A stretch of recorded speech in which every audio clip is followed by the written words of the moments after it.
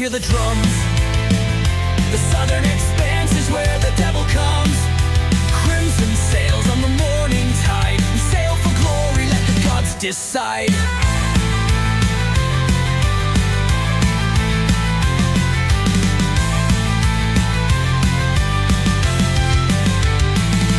There's a whisper deep where the wreckage sleeps, of a vanishing island, secrets it keeps. A cursed coin, a siren's kiss, a deal struck under the moon's abyss. Raise the sails, hear the drums. The Southern Expanse is where the devil comes. Crimson sails on the morning tide. We sail for glory, let the gods decide.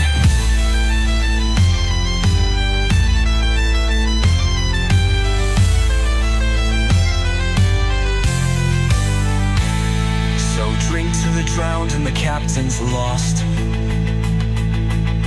to the compass spun and the fates we toss. For freedom's bought with blood and flame, and every ship sails toward its name. Raise the sails, hear the drums. The Southern Expanse is where the devil comes. Crimson sails on the morning tide. We sail for glory, let the gods decide.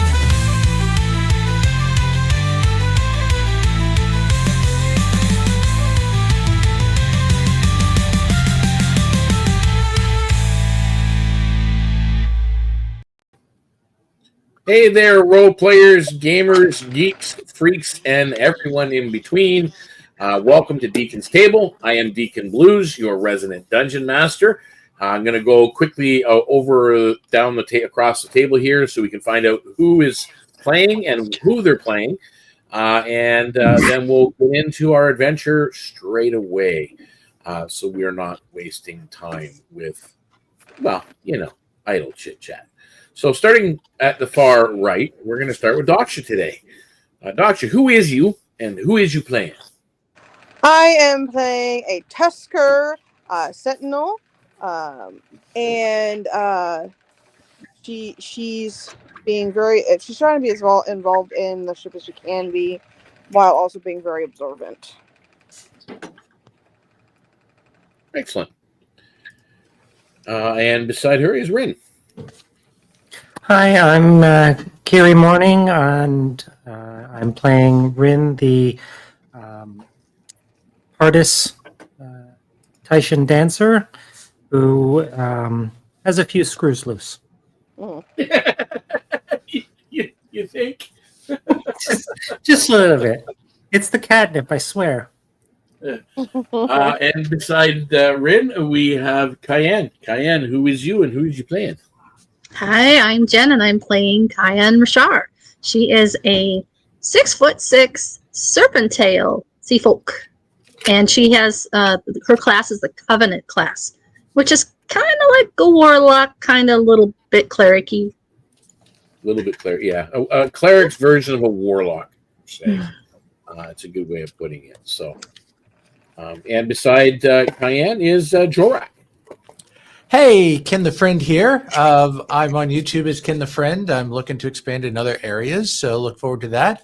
I'm playing a coralback, a turtle-like person who's a pit fighter, very similar to a fighter, but a little bit different. And he's kind of the grumpy guy of the group. So, very primitive gladiator type. Fisticuffs kind of guy. So, and as I mentioned, I'm Deacon Blues. I am the Dungeon Master. I will be playing Captain Darius Vane at your service, and all the other NPCs that go along with the campaign. So, and the monsters too. So, hey, I get to have fun with that and try to kill these wonderful 4 people each and every week. Yay! So, what has happened basically after a week's respite in Kelpwood? The Scarlet Reaver is about to set sail into the twisted channels and reefs of the Thunder Gulf. A missing cutter draws the crew to the shadowed mangroves of Sura, which we'll get to, where silence and teeth lurk beneath the still water. The crew must brave treacherous reefs, battle unseen predators, and salvage what they can before the next orders take them towards the dangerous Embermire Straits. So that is what we have to look forward to. So is everybody ready? Yes. We're ready. Awesome. Kelpwood's harbor bustles in the early morning light. Gulls wheeling in lazy arcs above tiered docks while fishing boats slip away towards the reefs. The salty tang of tide mingles with the resin-sweet scent of pine drifting from the cliffs far off in the distance. The crew of the Scarlet Reaver moves with brisk purpose. They're hauling lines, inspecting the arcane wind sails, stowing away crates bound for destinations unknown. Their low conversations carry a weight, as though each word is chosen very carefully, because you never know who's listening. From the quarterdeck, Captain Darius Redblade Vane stands like a figure carved from the sea itself. His hands are clasped behind his back, his tricorn brim shadowing storm gray eyes that miss nothing. At his side, Garrick the Raven watches with a sharp, measured gaze, tail flicking in quick beats of impatience, because Garrick the Raven isn't a raven, he's a Vulpus, which is a foxfolk. So people understand why I say he's got a tail flicking around. When the captain's voice cuts through the harbor's hum, Scarlet Crew front and center, it stills the deck. The wind stirs the crimson sails as you step forward. Perhaps you meet Vane's gaze head on. Glance sideline along at the crew for a sign of unease, or watch the captain's expression for the reason behind this kind of edge that he's got to his tone this morning. Whatever you choose, the sense of something unusual hangs heavy in the air. What do you do? Let's start with Daksha. Daksha, what are you doing as this moment is happening? There's, as I said, there's bustle going on the docks. People are loading the ship up still. It's still early in the day. You guys are set. You're supposed to leave probably just around dinner time. Overall is what the plan has been. So but he's called you all forward now at this point. Well, of course I would obey what he says, but then I'd be watching the captain's gestures, because you said that the ones that called us also kind of had an uneasy tone to them. I'd be trying to follow their gaze, or just trying to kind of read their emotions to see if I can kind of gather what's making them uneasy. Okay, so you're focusing a lot more on the crew and whatnot. So make an insight check. What? Well, without even looking at my stats, that's a nat 2, so I kind of doubt it, but I will double check. Yeah, I don't think you have that much of a plus. I don't think so. But that's okay. You really can't put a finger on it. Like, you guys know roughly, you've been told that you're heading out to the channels out into the Gulf, and you are obviously heading southward into the Seahorse Isles and beyond. But most details are pretty vague at this point. What about you, Ren? What are you thinking or doing or focusing on? Well, Rin has been spending her time in the port. She has been practicing her craft, and she's basically achieved a new technique, and she's sort of focused in on that because she's really proud of what she's done. So she's kind of absent-minded and she's just following orders and spacey. Typical pretty much. Yeah, what is Cayenne doing? You're muted.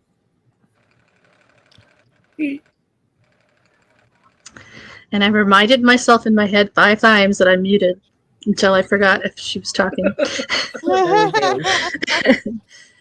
Cayenne would have spent her time in port, mostly at the Barnacle Bars, the tavern. But during the day, she might have done some walking around the bazaar, looking for some good deals, might have bought a couple things, might have sold a couple things. Yep, and she would have certainly taken in at least one of the Playhouse's performances, Through the week. some afternoon or evening during the week. Yes, and she would have probably gone down into Bogwatch or whatever, where they have their mangrovey area, since she was raised in the mangrove labyrinth, to get a kind of a feel of home. So she might have spent some time there. And then today she would have been helping with them with loading the ship and everything. She certainly probably would have picked up everybody front and center. Are you focused on the captain? Are you focused on the crew? Like, she would have probably picked up during her week that everybody's a little nervous, that there's been some unusual sightings and things under the water and such like that, been spooking people. okay. And knowing how they came in with that ashen core and just the difficulty they had bringing it in, heavy. she would probably pick up on the captain's demeanor, whether he still seemed at ease with Roll me things an or insight not. check on the captain.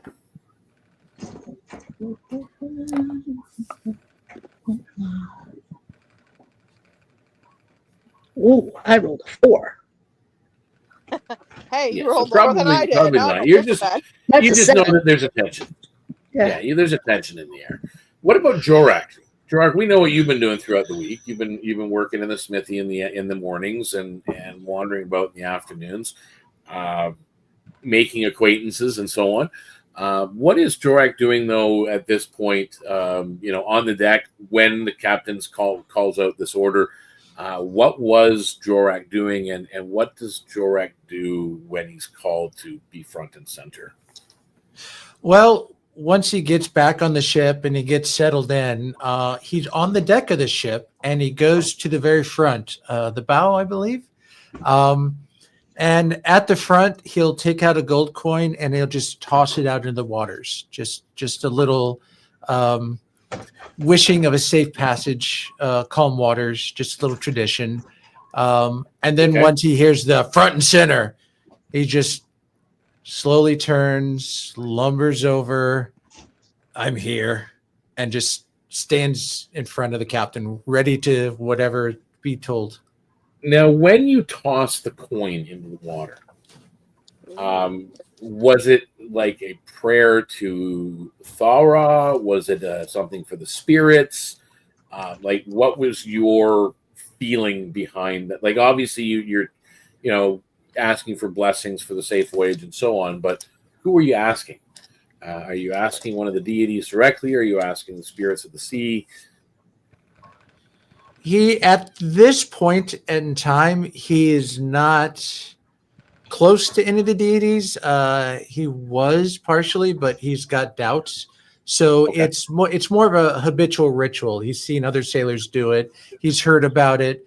He's not like offering a major prayer. He's like, accept this coin. It's just, more like you're just doing it because, well, you've seen others do it. Yeah. He doesn't understand the spiritual side or have the faith right now to devote it towards or direct it towards anyone in particular. So the four of you stand together on the deck, along with many other crew that are there as well. And Vane reaches into his long coat and draws out a chart, like a navigational chart. Edges have been softened by years of sea air and handling, and he taps a fresh mark, inked in red at a small inlet south of Kelpwood, deep in the mangrove tangle off the Isle of Sura. 2 days ago, one of our supply cutters vanished on its run. Sorry, just got ahead of myself there.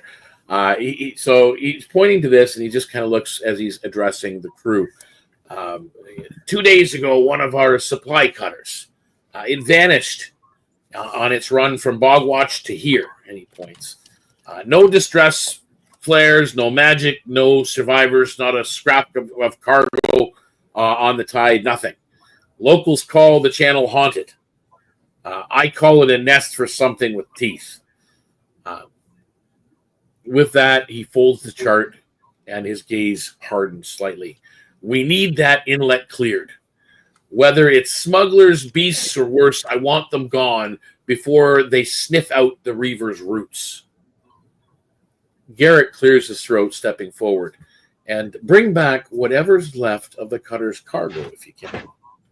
Captain doesn't like paying twice. His sharp eyes flick towards the group of four. You might seize the moment to press for better equipment, even.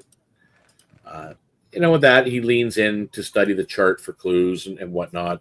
And people are starting to talk now and gather and get the last stuff going. And some people are going over to look at this chart that Captain Vane has and to ask questions. What are the four of you doing as the captain is just kind of showing the chart and whatnot? Are you trying to see if you can get a little extra equipment for yourself? Because you're going to be, it's you four that's generally sent on these types of missions once you get there. So I mean, you could push for better equipment. Go look at that chart. Try to find if there's any, recollect any memories of your sailor traits, recalling any lore or whatnot. Is that a card you're holding? Yeah. Okay. So Daksha, what are you?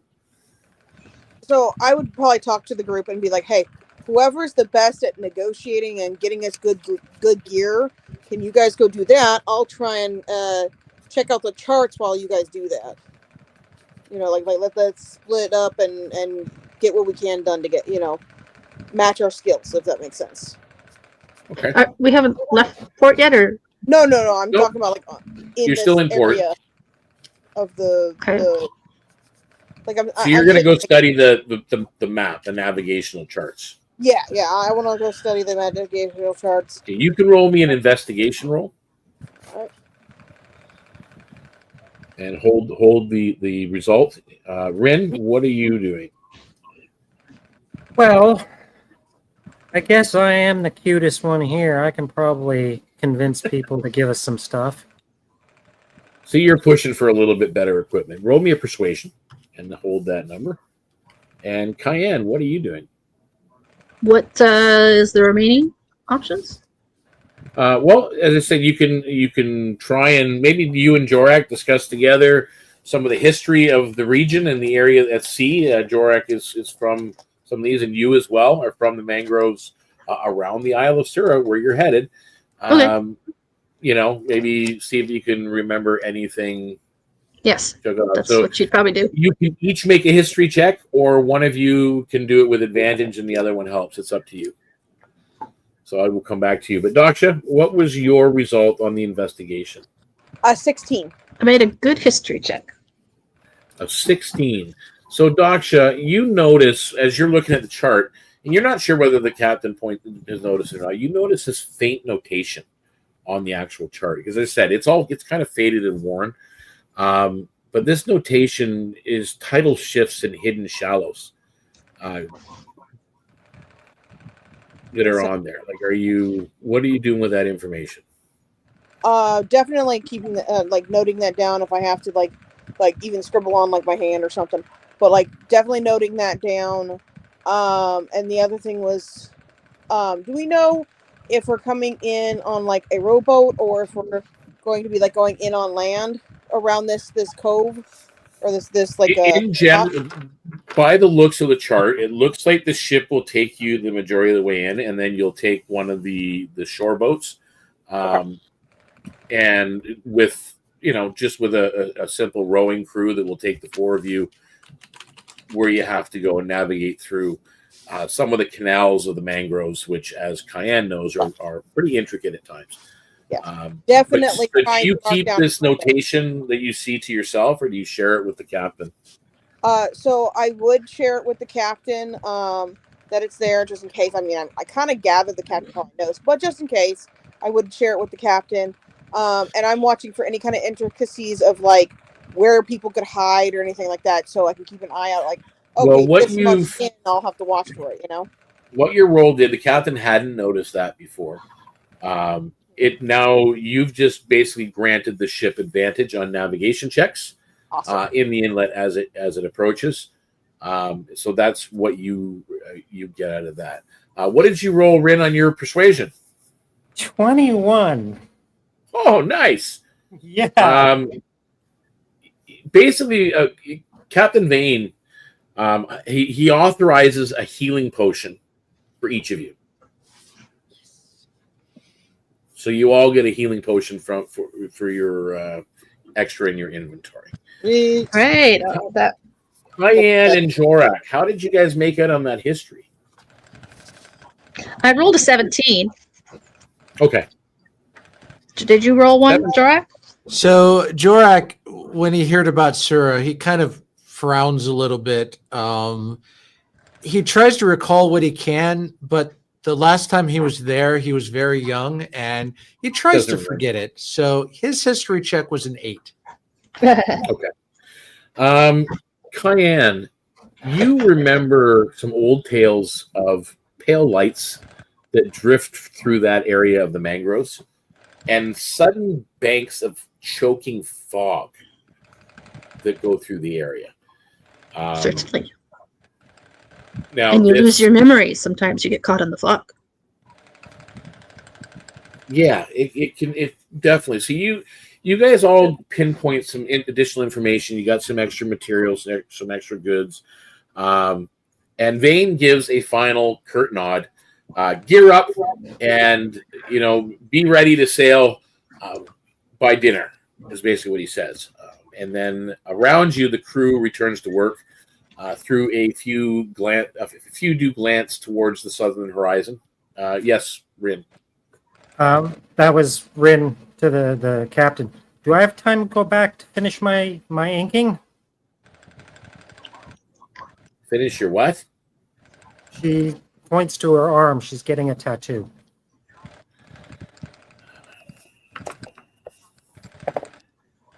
You've got 2 hours.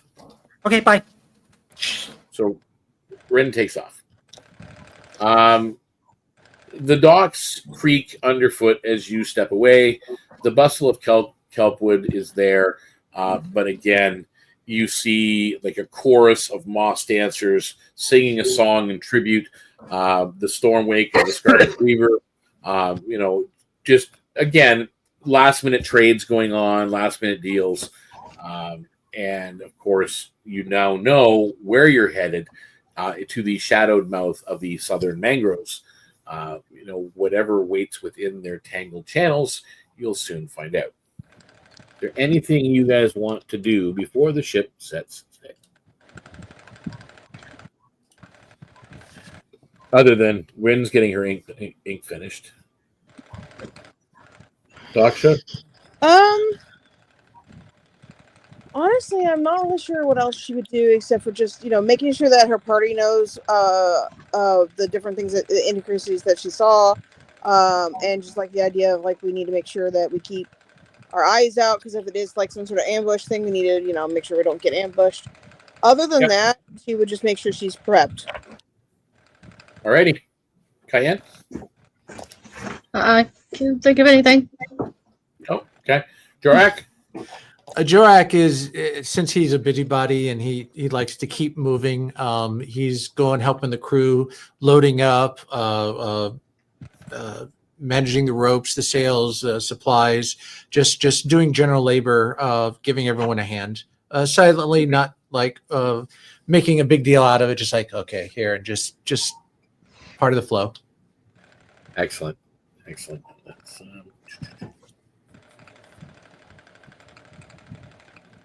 all right. It's not quite the Reaver, but, get the picture. The Scarlet Reaver cuts free from Kelpwood docks under the evening sun. It's still fading and going down. Her crimson sails billowing as the arcane winds sail hum with soft power. Mangrove-lined shores slide past to the starboard, their roots tangled like sleeping serpents. Well, to port, the vastness of the Thunder Gulf opens in shifting bands of blue and green. The steady creak of timbers and the rhythmic slap of waves against the hull give a heartbeat to the voyage.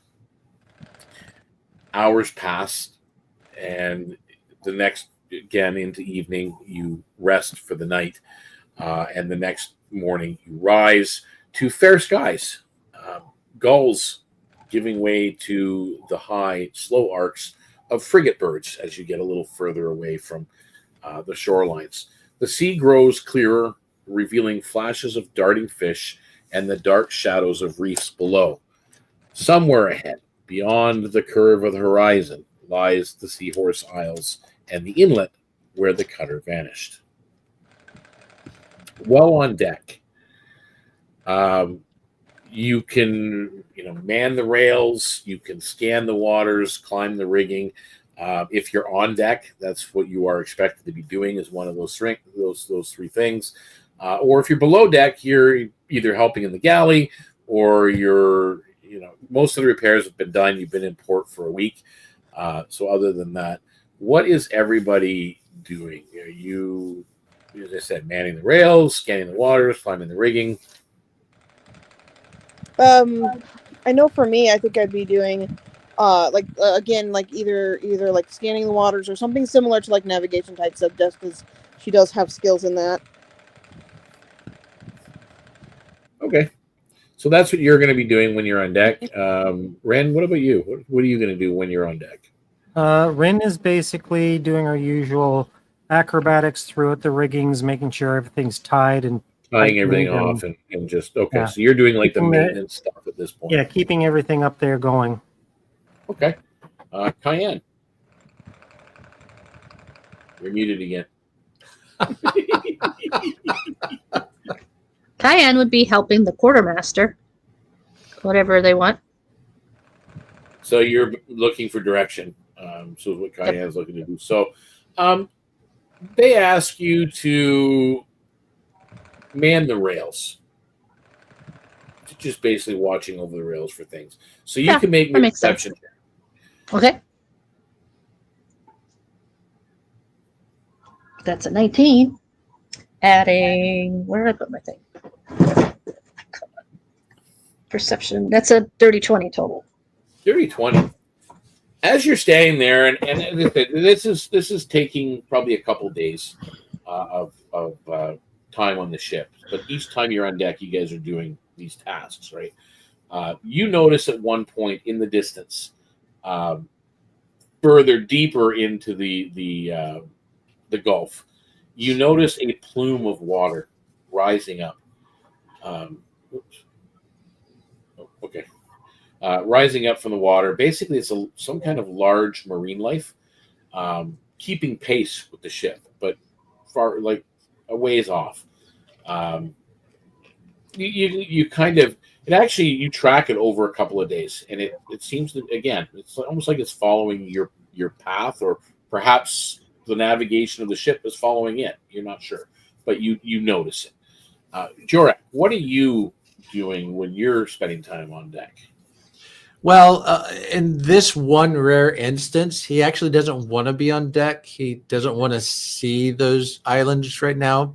So he's actually below deck, just in the galley.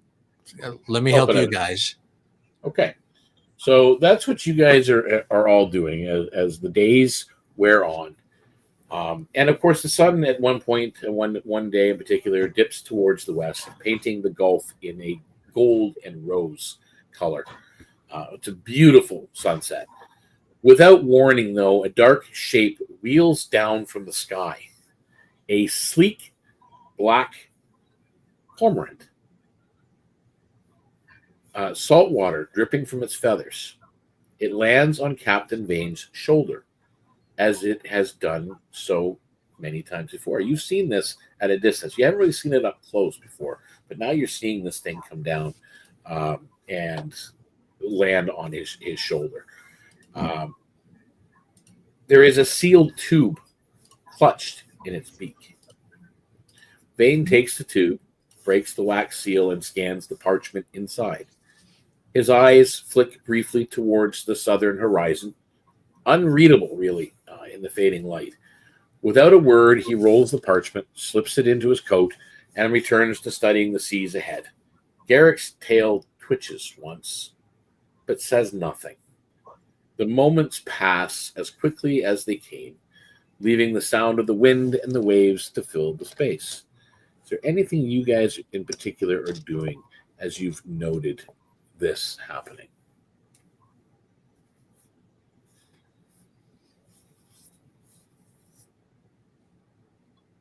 Not from below deck. Yep, go ahead, Rin. Rin notices the captain kind of look off to the I forgot the direction. South? Off to the south, where he looked off when he opened the tube, and letting her curiosity get the better of her, she asks him what was up. Are you asking the captain or are you asking Garrett? She's asking the captain. Okay, so you're going to go direct. You can Brave make me soul. persuasion. Pardon? You can make me persuasion. It's not looking good. 9. Yeah, he's not really talking. And Garrett kind of shoos you away from the captain at one point because the captain's doing captain things. And at one point, though, Garrett kind of says, sometimes orders change. And he's cut off as Vane turns and looks at him, and Garrett just shuts up. Cayenne, what are you doing? Watching the rails. You're just continuing to watch. Watching Garrick. Not paying any Watching the special captain. attention to So the beautiful. and of course, Drac, you're just working below deck and doing your thing. On this particular day, by nightfall, the stars blaze over the Gulf and the southern constellations rise. Ahead, under the silver light of the moon, jagged silhouettes of coral spires and distant palms and mangroves mark the approach of Sura's reefs. The water takes on a glassy stillness as if holding its breath for what lies within. Cayenne, you know from the mangrove areas that you're from, which is around these parts, what it's like. And it can be very hazardous. For a large ship especially, there's a lot of reefs here. But thanks to Daksha's earlier investigation, you got advantage on which I still have to roll, see how close the ship actually gets to the shore.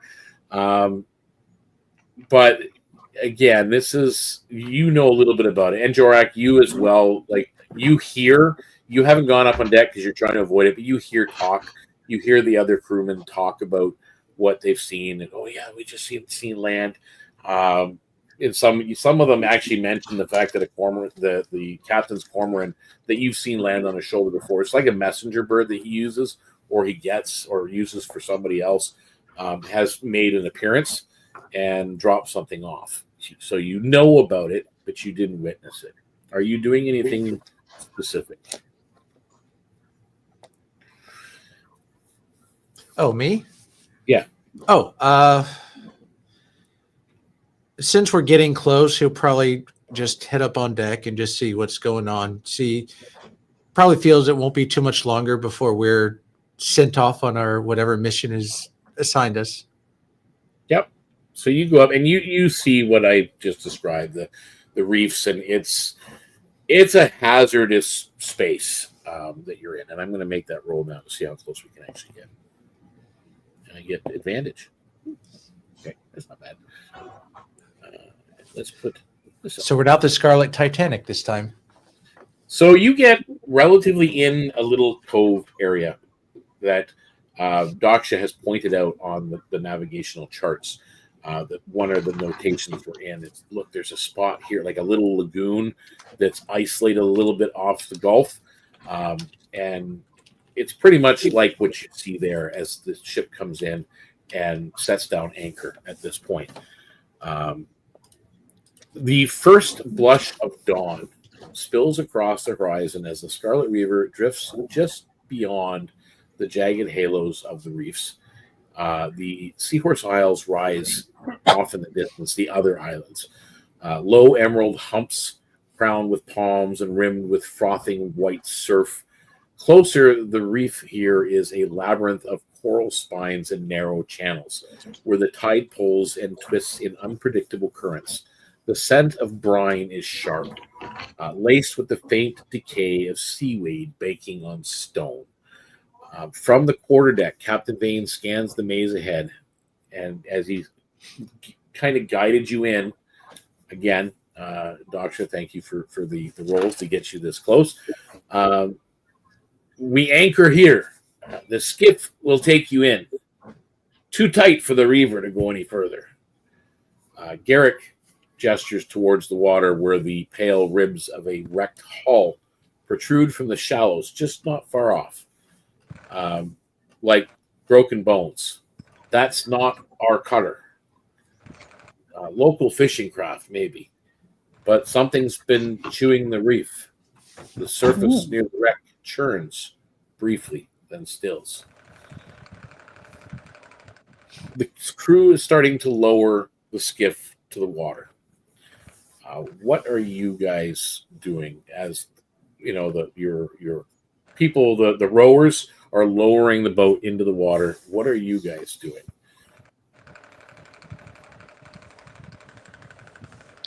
I mean, I think I would be kind of trying to scan like the tree lines and different things like that, just to try and get as much of a good gauge of like any movement or anything, just to make sure that we're not going to get ambushed again. Are you looking more for the nature side of things, or just what might be in there? Mostly, I'm looking for like movement because, again, yes, there could be creatures, but I think my first thought was like other pirates and things like that was my first thought. Okay. Do an investigation roll and hold on to it. Jorak. He's focused on the water and what may be below, whatever creatures. If possible, he might have his gear on the boat and he might climb down to the water as it descends, just so he can take a quick look under to see if there's anything worth reporting. Okay. Make me a perception roll and keep it. And Cayenne. Before we get on the boat that they're lowering? Yeah, they're in the process of lowering. What are you guys doing in the process? Probably some stretching, checking her gear, her back, and everything that she has. So you're just everything in its place. Okay. And Rin.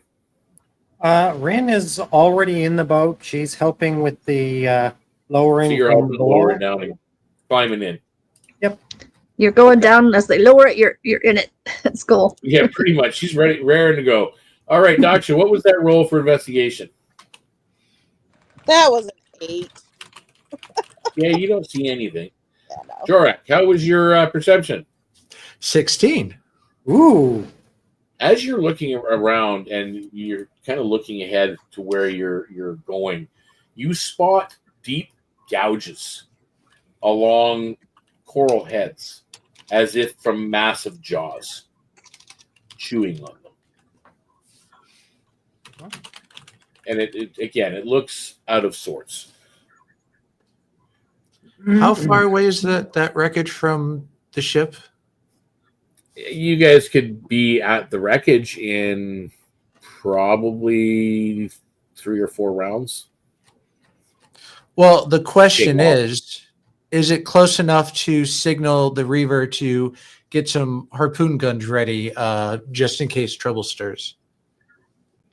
Or would it be out of harpoon range? They would be able to target that area. Like if something's over there, they can definitely where the wreckage is. Ask them to provide cover in case things get hairy when we get closer. They're already mounting the harpoon guns and the ballistas and whatnot on board the reaver. Bad idea. The ship that we're going to go investigate, that's half submerged. Well, that ship, as he said, is not the cutter they're looking for. Right. That's another vessel. So I mean, that's just kind of like added. But he wants us to go investigate it. Well, not necessarily that one. He wants you to go into the channels and find out what happened to the cutter. Yeah, we're looking for the cutter, so. And we know it's down somewhere down this way. I think Jorak just wanted to kind of check that wreckage to maybe get some clues as to what you might be facing. Mm-hmm. Yeah, makes sense. Plus, Once the boat was down, she'd find a rope and rappel down to the boat and get in. All right, so everybody's in the boat? Yeah. Are we good? As you guys are in, oars dip into the clear shallows as the skiff threads between coral towers, some rising high enough to scrape the hull, if not avoided. Sunlight spears through the water, illuminating swaying sea fans and shadowy caves beneath. A glint of metal flashes below, perhaps a dropped blade or a bit of cargo, but it vanishes in the next swirl of current. Here and there you see splintered planks drifting, the edges frayed with teeth marks. And these are clear teeth marks. The mangrove ahead knits together into a low green tunnel. A pale mist clings to those roots. A single seabird's cry echoes before cutting off mid-call. The inlet yawns before you, still and dark. Before entering the inlet, are you now that wreckage is right here at the entrance? Are you doing anything with that, or are you just staying focused on moving ahead? Now you know something is large with teeth is taking out ships and coral reef and everything else in the process, or are you more focused on going ahead? Like you could focus on plotting a safer way forward, checking to see if there's any magic around. What's your intent? Yes, Rin, I see a card. I see it. Rin turns to her companions and says, "You guys want to check out this wreck first, or you want to continue on?" Personally, I think it might be a good idea to check out this wreck because we may get some more intel in the predator that attacked. Yeah, and it might be in there too, so we don't want it behind us. But we're supposed to clear it out anyway. So. And we're Does it, in range of ship.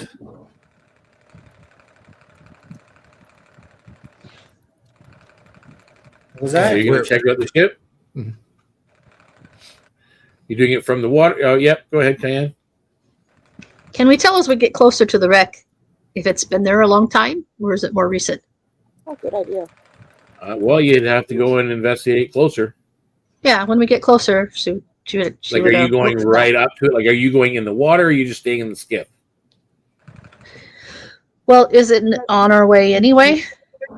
Well, parts of it are. Like, you can access parts of it from the skiff and touch it, but to do a full investigation, you're probably going to have to get out of the boat. Okay. Yeah, so that's fine. As we get closer, she would drop her pack into the skiff, and just with her weapons that are tied down on her, that she can move with, would dive into the water or wade into the water. She's a good swimmer.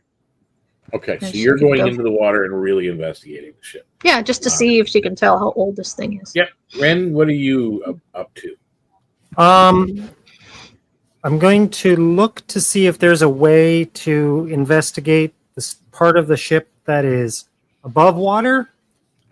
I really don't feel like getting wet. That's basically what Cayenne is basically doing. She's kind of jumped over the side of the skiff onto bits of coral reef and wreckage and kind of climbing around investigating. So you're kind of doing the same type of thing. Daksha, what are you doing? Since they're investigating the more so inside of the skiff and trying to kind of get inside and look at it, I think I'd focus more on the outside while also trying my best to keep an eye out for, or at least an ear out for anything approaching. Okay. And what about you, Jorak? Following the buddy system, as long as the skiff is tied off and not drifting alone. Well, keep in mind there's four rowers that you have that came with the skiff. Okay, good. You guys are basically passengers. He'll follow after Cayenne so that Cayenne's not facing underwater alone. Okay, so Cayenne's going to do a little bit of underwater and a little bit on top. You're going to be underwater. Rin is above water, and Daksha's just kind of staying on the outside of the ship and looking for dangerous things. I need a D12 roll from Jorak, Cayenne, and Rin. 8. 8. 1. Okay, roll that 8 again, Jorak. Okay.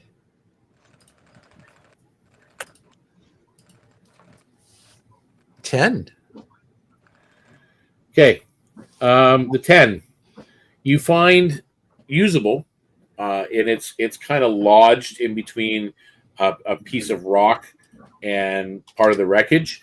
There's a cask of oil, lantern oil, it's intact. So I mean, it's worth 8 silver pieces, but it's still a cask of oil. It's salvage. The 8, you find it's clearly, as you're investigating, this was a fishing vessel. You find though the ship bell. It's a weathered brass bell, engraved. Oops.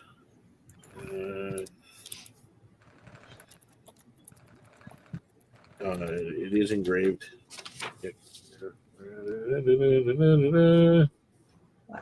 Doesn't right. Where's the darn?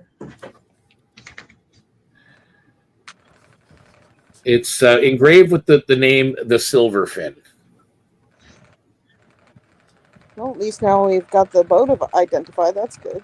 Mm-hmm. Well, at least this particular one. Right. And Rin, you rolled a 1. So Yes. You have 2 serviceable fishing nets. Cool. They can hold about 200 pounds apiece. That's not bad. So they're definitely there's salvage here. Hey, look what I found. You guys on the outside of the boat, Doctor, you're scanning the waters. You think you see shadows here and there, but again, in these waters, you never know what's down there.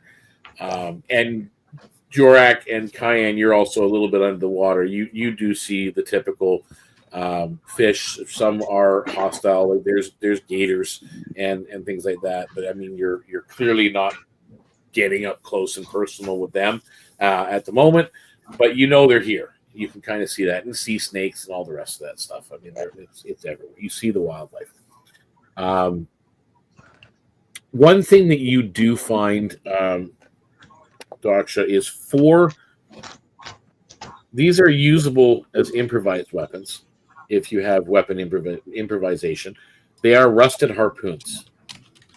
There's 4 of them. Okay. And they were basically just kind of outside the ship, just leaning, into the water and leaning into the boat. Yeah. And the tips are kind of rusted on them, but they are usable. So all you know is this thing was taken out by something big with teeth.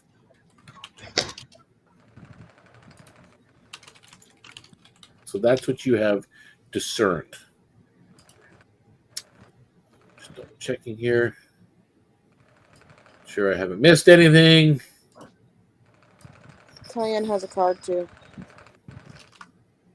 Okay, so on your way in, as you've... Oh, go ahead, Cayenne. Did we determine we saw one big bite out of the boat that was probably what wrecked it? Did we determine any idea of how long ago? Not that long ago, maybe a couple of weeks. Okay. That you know of. I need. Yep, Daksha. And along the lines, looking at the bite marks from the outside, is it natural or is there any wonkiness to it, like magic mixed in or some other oddity? Okay, you can make me an Arcana check. For that, I'll be right back. Arcana. Arcana. That's a 19. You're trying to. I mean, you're looking at the wreckage. You're looking at the reefs. You're looking at the surroundings, and it's just something is unsettling. Nothing magical really about the wreckage or the bite marks or anything else, but you are sensing lingering traces of magic in the fog. Interesting. It's not natural. I would definitely point that out to the crew. Okay, so you guys are now aware that the fog is not natural. But I need, as you guys are now moving forward and the rowing's done, you are still doing the navigating. So I need all four of you to make survival rolls, and it is a group check. Navigation. 18. Dirty 20. One. And he'll help himself to one of those harpoons if allowed.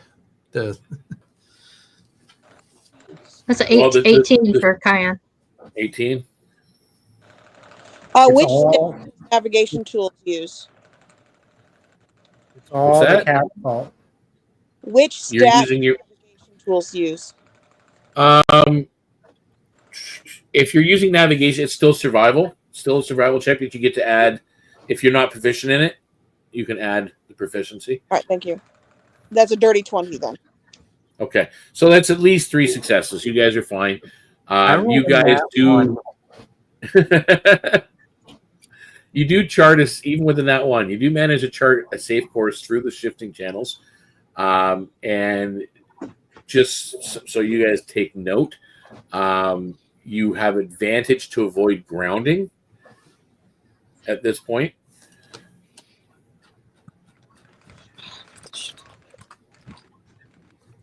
And as you guys push forward, the oars lift one last time as the skiff now drifts into the shadows of the mangroves. The air is much thicker in here, heavy with the smell of wet earth and rot, and somewhere ahead the inlet bends sharply out of sight. And the silence is deep. It's very, very deep. You guys feel like an emptiness. Cayenne, you're very used to this kind of feeling of the mangrove labyrinth that you happen to be in, by the way. You're home. Right. You're starting to realize that you're on the other side of it, but this is part of your home. Pretty. The skiff glides into a shaded corridor of roots and branches. The air warm and still beneath a canopy of tangled green. Still going by a lot of your observations, Daksha, with those navigational charts and pinpointing certain ways you're going. Thick roots rise like the ribs of a beast, forcing the oars to pull in short, careful strokes. The water beneath is tea dark, broken only by drifting lily pads and the occasional ripple. Too large for any fish you've seen. A faint clink echoes ahead, metal against wood, followed by a deep splash. Then you see it. The skeletal remains of a cutter's bow. Bow. Wedged in the crook of 2 massive roots. Its side is pretty much destroyed. The timbers marked with long, deep grooves. And something moves in the shadowed water beside it. What do you do? There's the cutter. That's probably what we're looking for. But beware, I see some movement in the water. You too?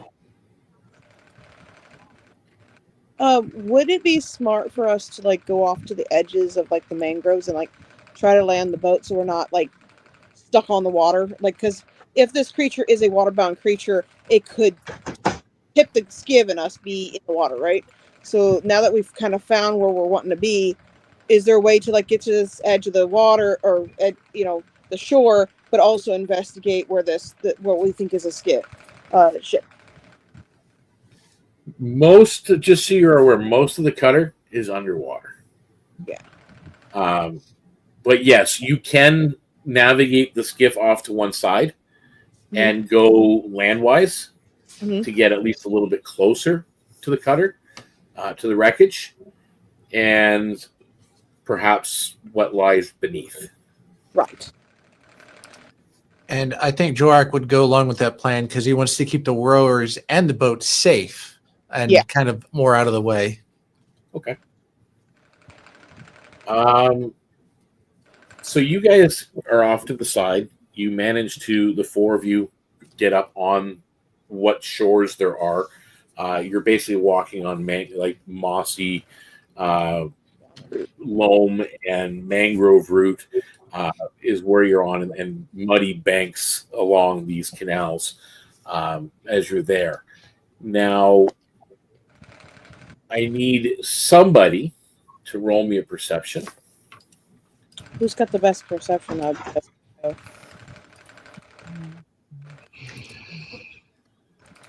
Probably not. Cayenne. Probably me. I've got a +5 at advantage. What do you got? I only have a +3, but I rolled a nat 20. Oh, well, let's just take yours then. Okay. With a nat 20, you definitely spot a ripple 23. pattern. Like where you guys come over with the boat and you set it up, and they're in the boat. They appear to be safe. But you're now on the shoreline and you're looking at the waters. There's a ripple pattern that's circling and going around the skiff. Seems to be like waiting for an opportunity. It's paying attention to the skiff. Okay. So so whatever's in the water went from over by the cutter to now knowing the skiff is there and is now kind of going around the skiff. Is anyone good with a harpoon? Improvised weapons. Passes Jorak the rusted harpoons. You think you can hit it? I can try. Well, it seems to have noticed the skiff. Okay, so here's the thing with the harpoon. Mm-hmm. Harpoon it's basically a spear. You can chuck it from air into water, but it won't have a good effect. Sure. But a harpoon is a spear that, if chucked in the water, still flies like a spear. Oh. So if we start, like, say if he gets dunked under the water, that would be a good time to use it. Yeah, like harpoon guns on the ship, they're great for like whales that are breaching. Yeah. And it'll hit them then. Anything that's under the water, a harpoon gun is not going to be the greatest thing to use on them. But if fired underwater, it's a whole different ballgame. Cool. Okay. But you can't really do that on a ship. So, yeah. You'd end up with a flooded ship. So, Are we Jorak, still in the skiff? who is? Are we all still in the skiff? No, I think everybody got out of the skiff. Okay. You guys are standing on land at this point. Just the rowers in the skiff, so that's why she's trying Yeah, to. you got 4 rowers in the skiff, and they're kind of oars are tucked in, and they seem to they're weary of something's in the water. So Jorak, you want to use the harpoon, and you generally know from weapons and improvising. Are you going into the water to target something? Is that your intent? Yeah, I'll go in the water and at least get an eye on it, so I'm not targeting something that's not our enemy. True. Okay, make me a nature check. Nature check. Not good at that. But that's a 17. Hey, at least 17. Well, I can tell you right now, you do see like a man-sized, medium-sized monstrosity. It is not a natural beast. And let's see if I do have this one right here. This.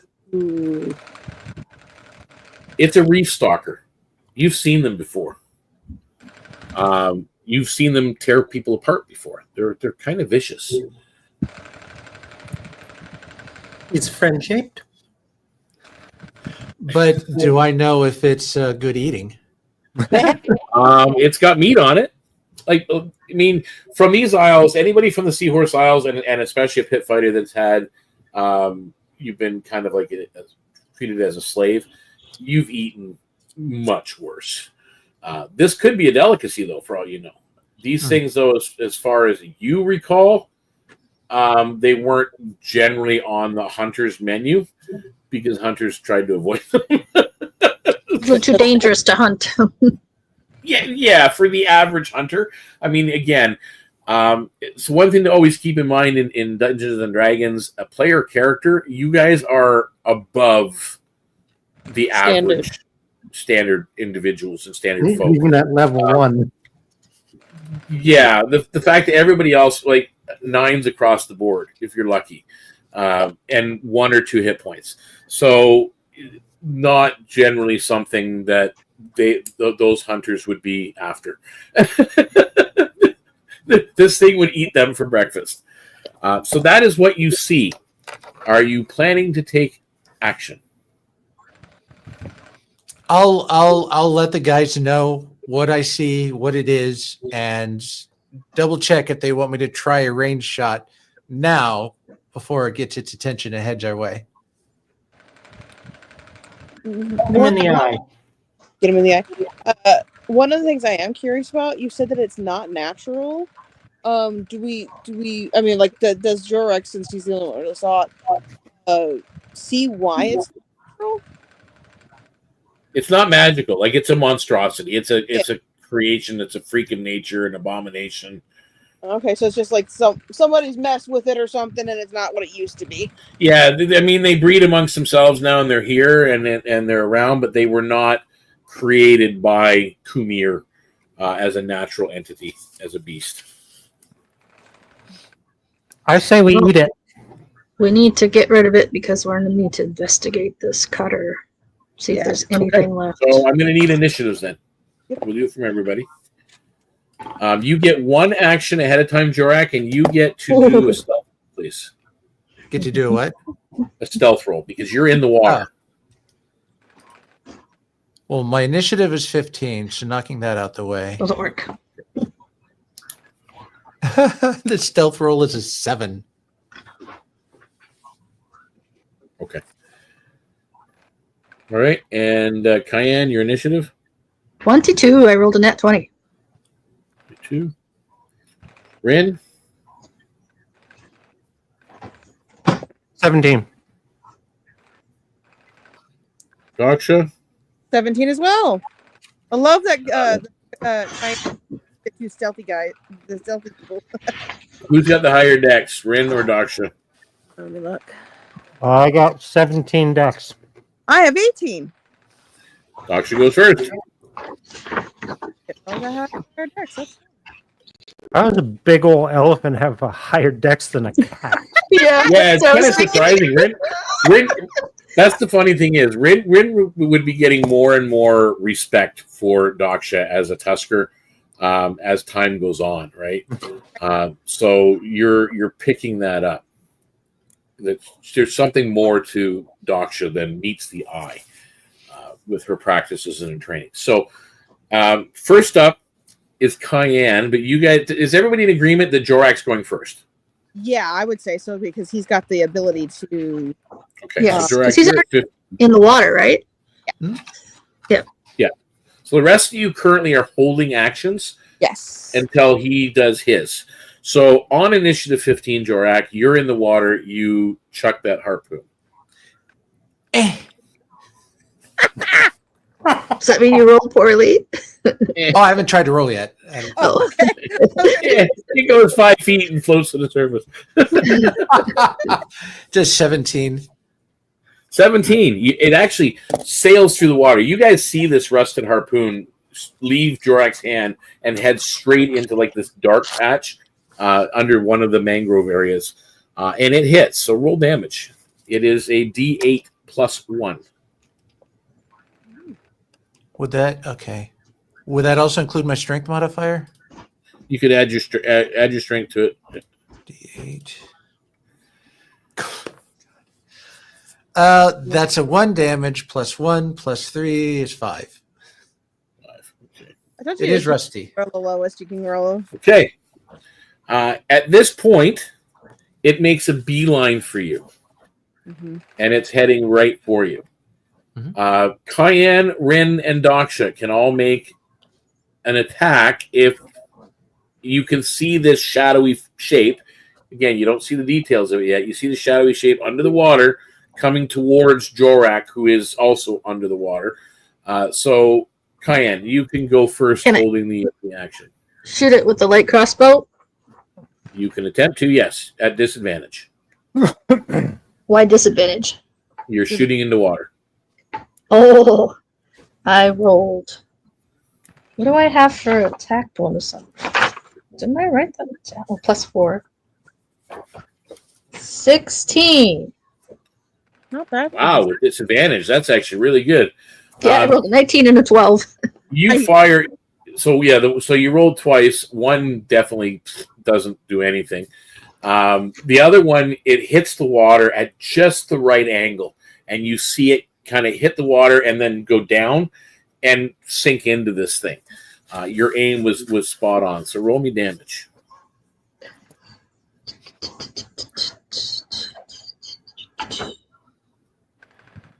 6 piercing. Okay. Alrighty. And Rin, your held action. How close to the surface is it? It's probably at least 5 feet under, at least. Hard to tell distances underwater. Like it could even be 10 feet under for all you know, or it could only be a foot. Like it's dark, murky.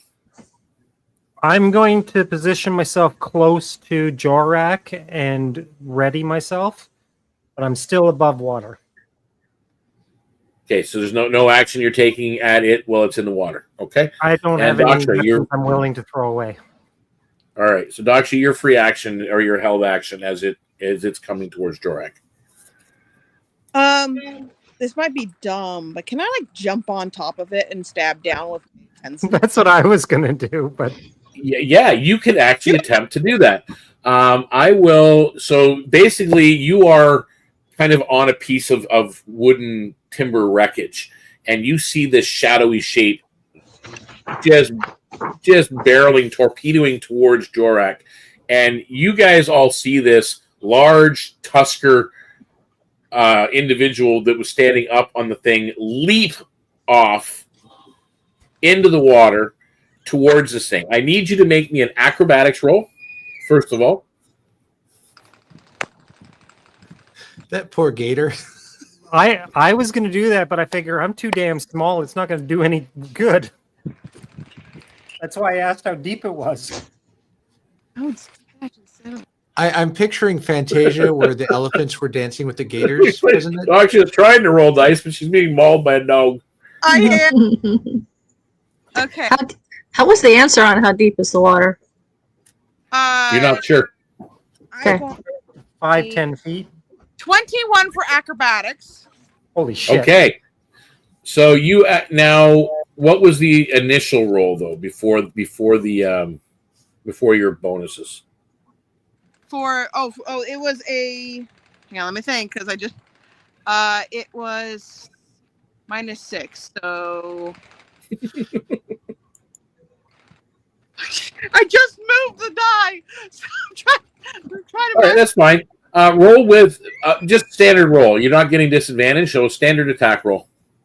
Standard attack roll. Okay, so. Oh my word. Standard attack roll would be a 13 to hit. 13 just misses. No, I did such good bags. How tall is Daksha? Tall? Oh dear. Yeah, how tall is Daksha? Tall. There it is. 7 feet. Okay, so Daksha, your feet end up as you dive in and you miss. Your feet hit the bottom, the silty, soggy bottom of this water.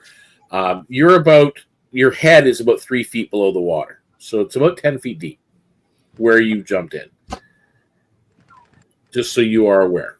I have no idea how it is, but I can totally see her raising her trunk to see if she can get it above. I have no idea if that works, but she'd at least do it as just a reaction in general, if that makes sense, like just as a impulse kind of thing. Yep. Now this thing has made its way to Jorak, and it is attempting a bite. And that is a 21 to hit. Oh, shit. I would think you could raise your trunk 3 feet higher than your head, enough to. Get it no above idea. water. It's I've never looked it up. Probably. You're going to take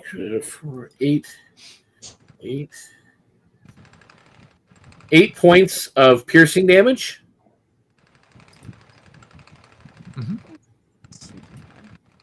And you're grappled. oh fun. No, that's always fun. So we will worry about that on the next round. Top of the round. Cayenne, you've seen this thing come in. It's latched on to.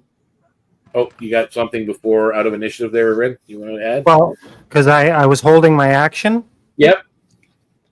Can I react? Yep. Okay. As it bit him. You can As do it that bit now. him, I just go into a flurry of fans on it. So you're diving into the water? Well, he's at It's- the he's- surface. No, He's Jorak's under the water. It's gone underneath and bit him in the leg, and it's got a hole on his leg. Well, I'm going to go in and assist him. I'm not going to stand there and watch my friend get chewed up. Okay, so you are jumping in and you're using your fans in the water. Roll with disadvantage on your attack rolls. With please. piercing. Yeah. You are attacking underwater, it's disadvantage. I forget, how's disadvantage work again? You roll twice, you take the lowest number. Okay. Sydney, I don't think we need to know.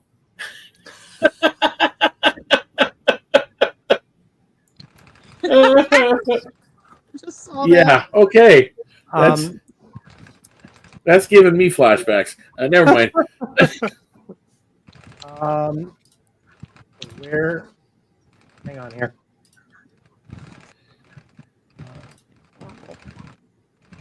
So I still get my attack bonuses, right? Yes. Okay, so I rolled. You just take the lowest of the two die rolls. That was an 11 plus 5. 16 hits. Okay. 19 or 20 plus 5. So 19 plus 5 is 24. 10 and 4.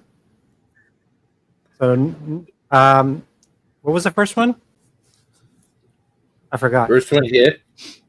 And Second you said one was a 24, and the third one was a 9. So the 9 misses. Yeah. So what's the total damage? Bum, bum, bum, bum, bum.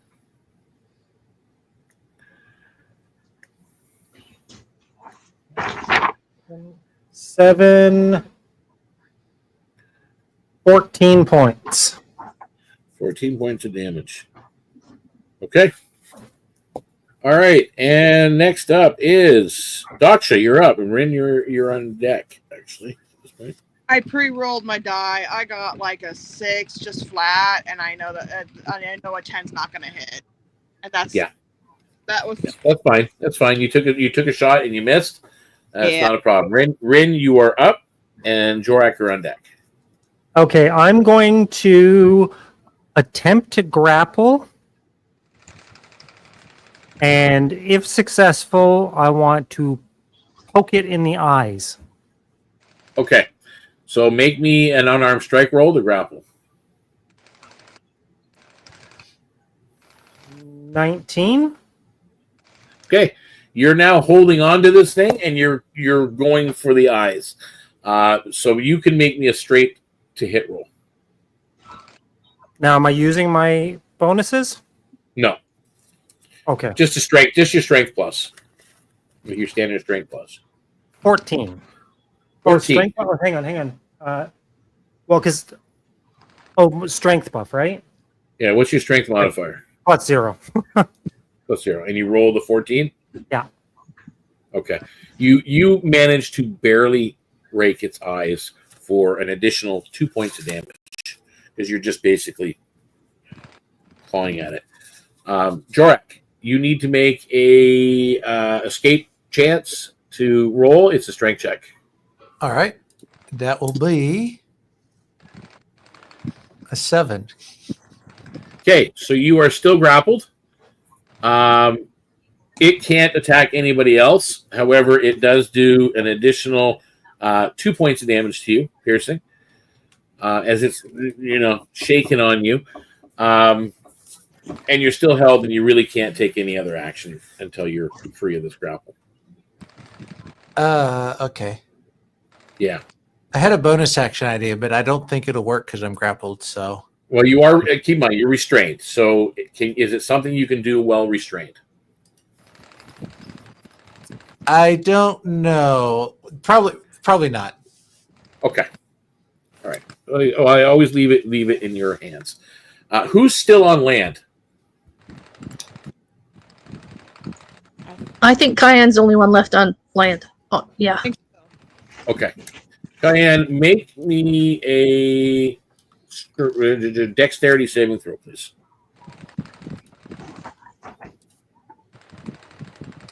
That is a... Oh, that's good. Saving throw? Yep. Saving throw is just your proficiency bonus if you're not proficient in that.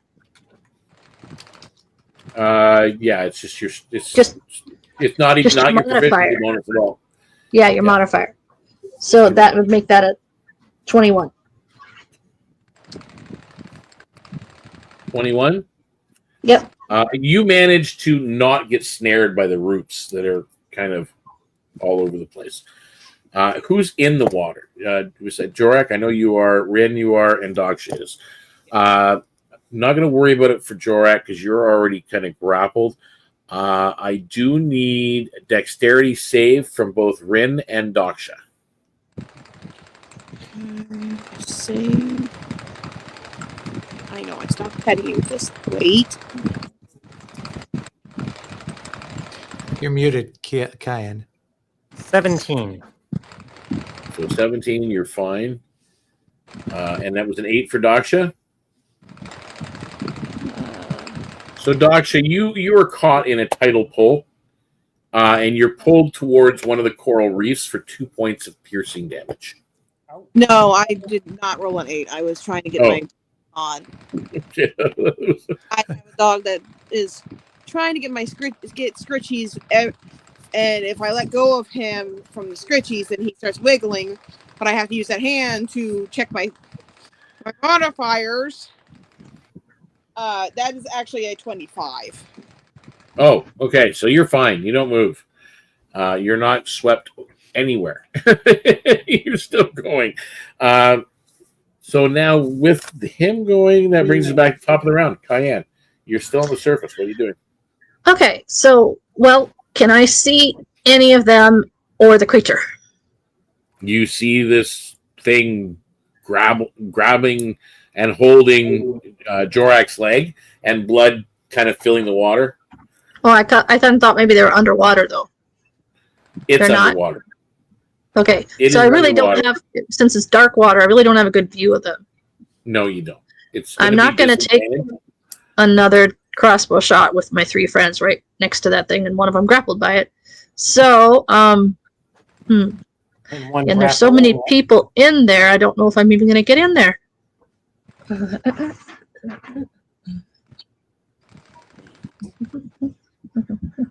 As it's thrashing around and my head comes up, get its flank. All right. Yeah, well, yeah, I was thinking that she'll just have to get into the water, and she adjusts her little buckler shield on her left arm, and she pulls a silver dagger that Jorak made her, and she swims in to make an attack. Okay. So Alrighty. do I have enough? I have enough movement. Yep. To get there. I have a 30-foot swim speed. Yeah, it's not far. It's like 5 feet from you.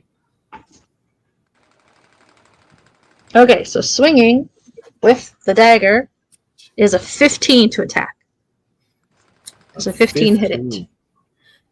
You just hit it. Yes. Okay, and that's a silver dagger. I don't know if that makes any difference. Not for this thing, but for some things it might. Just making sure. That is 6 points of damage. Okay. piercing. And I don't have any bonus attacks, so that's my turn. Okay, and that brings us to Dacha. You're up. Okay, I pre-rolled. I got a dirty 20 to hit, That hits. and I got 9 damage. Flashing. 9. This thing lets go of your leg, Jorak. Good. And it's just kind of floating in the water with blood You got it. oozing from it. Onto the The ground. water, basically, the water churns into a froth as this creature's lashing out. Roots shaking with the force of the struggle nearby on the shoreline, the ones that almost caught your footing, Cayenne. Each strike against it sent vibrations through this tangled network of mangroves, dislodging bits of bark and clusters of startled crabs go scurrying away. A sudden surge of current tugs the skiff in one direction towards a coral outcropping, threatening to smash the hull unless someone takes the oars. The oarsmen are there, and they're doing their best. This predator is now bleeding into the dark water. It's not moving, but the skiff is being pushed towards those reefs. What do you guys do? Jorak, are you still conscious, by the way? Oh yeah. He's actually he probably didn't see the skiff. He's actually trying to reach to grab for his harpoon if it's sticking out of the creature and kind of yank it out. Yep. So that's his action. That's your action. Yes, Ren?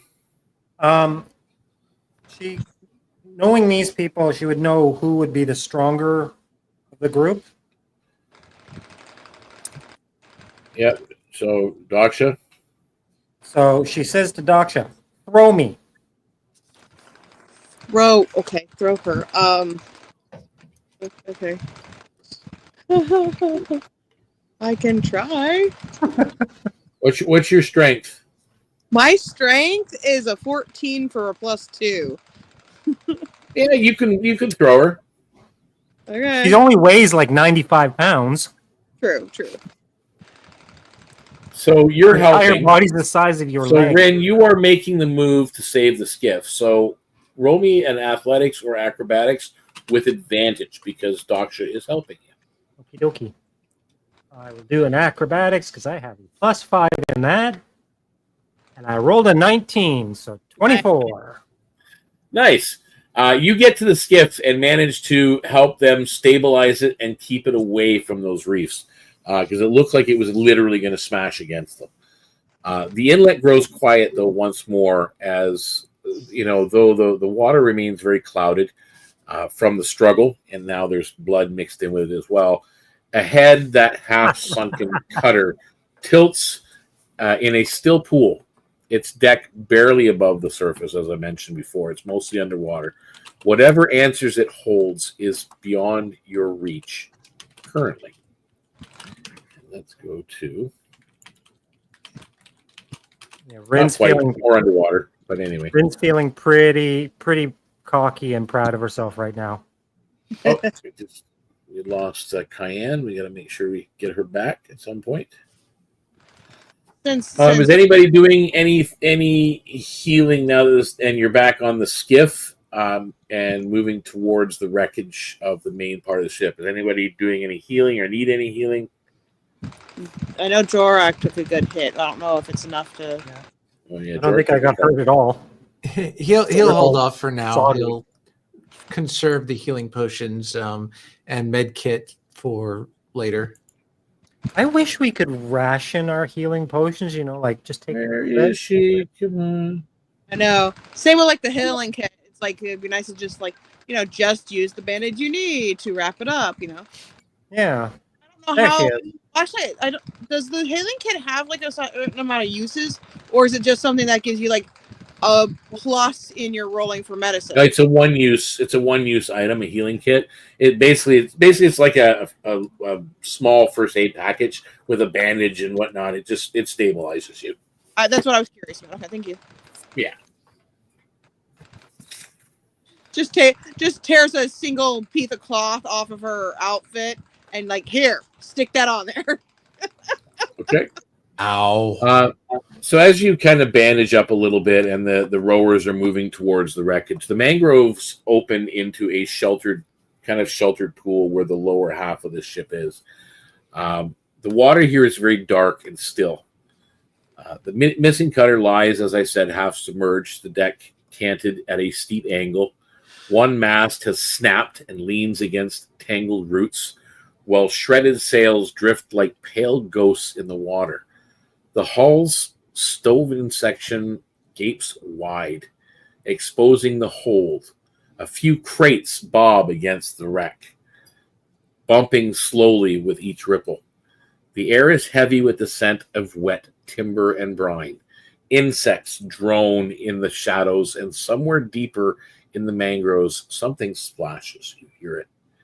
A heavy, deliberate sound that fades just as quickly as it came. Well, looks like we don't have to go searching for the hold. It's right here. Well, you've got a couple of choices here as you're moving towards this thing with the skiff. You can try and do a survival for what you're seeing on the shorelines to see if you see any tracks or things there. You can do perception, obviously, and you can always do a perception. That's just as a pointer for players. General rule number one is in most cases, do a perception. It always helps, or most of the time will. And yes, Doc, you want to add something?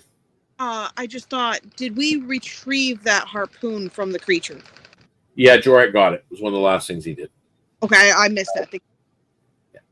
Ren? 22 on perception. Okay. You spot faint movement under the hull. There could be some kind of scavenger creature under there. Or another one of those. Another one of those. Yeah, you're not sure. Anybody else looking for anything? I share my findings. And Diane, you are muted, by the way, in case you're wondering. Again. But Jorak will maintain sentinel, maintain defense with the harpoon, and just guard the party as they get closer. Okay, so you guys pull up alongside the ship. Yep. Yes. So what are you doing at this point? Well, we were supposed to find out and retrieve the cargo, no? Yeah. Retrieve the cargo, try to eliminate whatever did this. I mean, you guys, knowing what you've already gone through to get here, the fact that the ship got this far into these canals, they're good at navigating. So something obviously took them out. Yeah. So you guys climbing on board the ship, the wreckage? Yep. Yeah, I think so. Now, with the teeth marks that we've seen so far, was it bigger? Was it a bigger creature than the gator-like creature we just took off? Okay. Yes. Would have been a large, like that gator was man-sized, medium-sized. Yeah. This would be at least a large creature that did those other things. Okay. Diane, are you around? Are you with us still? I see your background picture and you're muted, so I'm just curious. I was just texting in the chat that we would need to search the wreckage. Okay. All right. So clambering onto the tilted deck, you find the cargo hold awash in seawater. Broken barrels and split crates float alongside a handful of intact containers, lashed together by rope. The damage looks deliberate. Cargo netting cut, lids pried open. Something took what it wanted and left the rest to sink. The timbers groan with every shift of weight, and the sound of creaking wood echoes strangely in the stillness. The job is simple in theory: secure the cargo, free the cutter from its trap of roots, and get both back on the open water. You guys pretty much see now the cutter's probably not going to be able to just go on open water as is. It's partially sunk. It's going to need massive repairs to have that happen. So that part's not going to be as simple as it lays out. Here, deep in the inlet, nothing stays quiet, though, for long. You need to succeed on 3 out of 5 of these. Then I will let you know what your options are. And this is to secure the cargo and prepare the cargo to be towed back, because it won't all fit on your skiff. It'll have to be netted together, tied together, and then pulled behind you. There is athletics that you can do. There's sleight of hand, strength, investigation, or perception.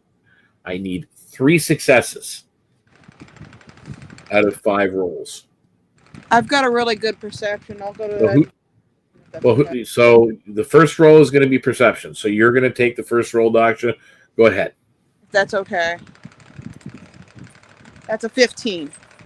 Okay, so you passed. Cayenne, what is Cayenne doing? Investigation, strength, sleight of hand, or athletics? Just skip me, please. Let them roll, and we'll see if I need to. Okay, so you're going to wait. Yeah. Ren, which of the 4 that are remaining are you going to do? I will do sleight of hand. Okay, roll me sleight of hand. 14, 15, 17. Okay. So while Daksha is spotting all approaching hazards in time to react, you are tying knots and lashing cargo together very quickly before the tides and the currents shift. Jorak, what are you doing out of the remaining 3? Athletics, strength, or investigation? He'll do strength. Okay. Roll. It's a 6. Oh, no.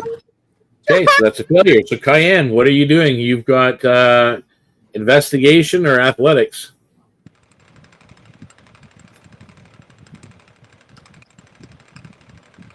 You're I muted. think I'd probably do better with athletics.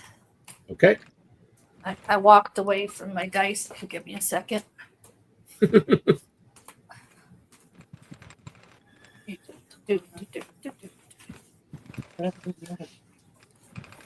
I'll show you later.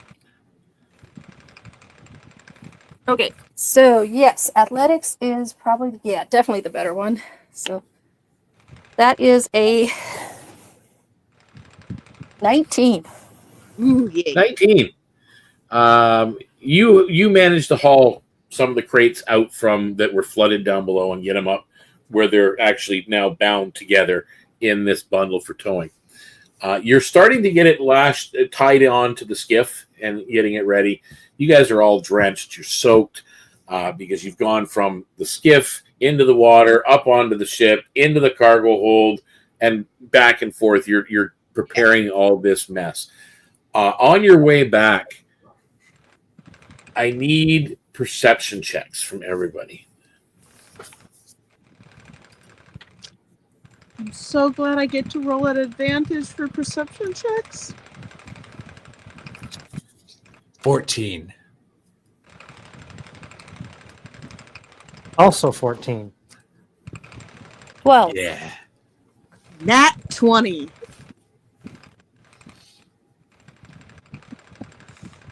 Okay. The elephant sees everything. Apparently. So, Daksha, you see the movement in the underwater roots that are right on the shoreline of the mangroves that are there. You see like a mass of bubbles and movement.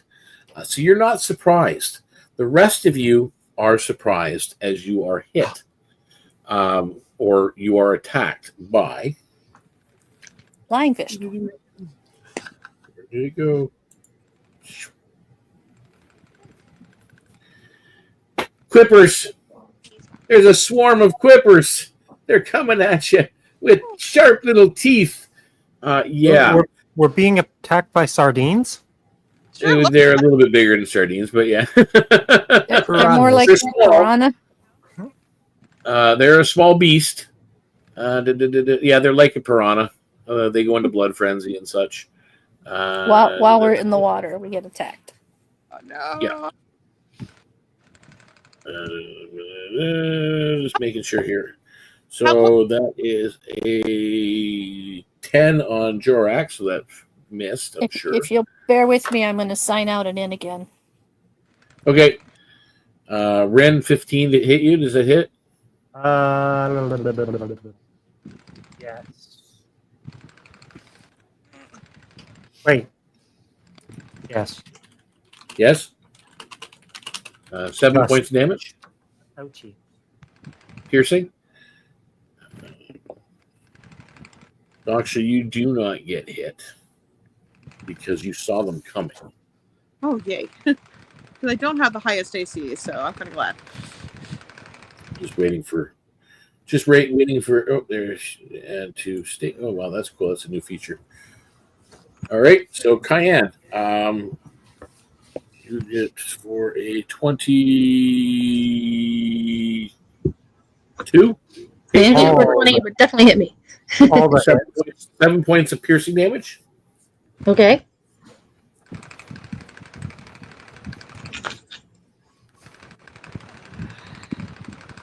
Okay, and at this point, it is initiatives again. Do you have a question of rolling initiative? How Yep. close is that gator creature to us from where we're getting attacked? What's that? How close is the corpse of the gator creature? It's probably a good 60 feet away back in the, and where it drifted to with the current, you're not sure. Oh, okay, so it wouldn't work that way. All right, that works. I was going to try and draw their attention to it, but I don't think it'll work. Well, they smell blood on Jorak already. Oh, yeah, because he bled, yeah. Yeah. Okay. So, with that, what is Jorak's initiative? Dirty 20. 20. Nice. Cayenne. That's a 15. Okay. Rin 17. and Daksha. 18. 18. Nice. All right, you guys all go before I do. Top of the round. Jorak, what are you doing as you see the swarm all around you guys? Oh, first of all, in a quick panic, he's going to swing his harpoon around across to see if he can do anything to him. That is going to be a 21 to hit. That hits. That'll be 8 piercing. Now, I don't know if I can do this or not, but I do want to. Oh, yeah. I don't know if I can do this or not. I can do when I attack with a weapon and I hit, I can invoke dirty fighting, but I don't know if I can do that since this isn't one body, it's a body of fish. Yeah, that's right. It is a body of fish. So dirty fighting wouldn't work? No. Okay. So bonus action, what I PM do is going to go, oh, shell, no. And he's going to withdraw into his shell and end his turn. Okay. So you pulled that move. There we go. I knew that was coming. Yep. Next up is Daksha. Is it bad that I kind of want to use him as a big rock to hit these things? You can certainly try. You know what? Let's try. Let's see what happens. Lifts up Jorak. I First rolled the catapult and now the shell shock. I rolled a nat 2. It didn't work. There's such a good nat too. Yeah. That As you go didn't to work. reach for him, all you get is his hand that pops out and slaps your hand. Yeah. Rin, you're up. I pull Cayenne, out you're one in of, I pull out one of the fishing nets that I procured on that other wreck, and I try to net the fish. Okay, you don't have improvised weapon though, correct? No. Okay. So you are going to make a disadvantaged straight strength to hit roll. Actually, make it dex. Okay. because it makes more sense that you're trying to be dexterous and scoop up some fish in the net. You said at disadvantage? At disadvantage. So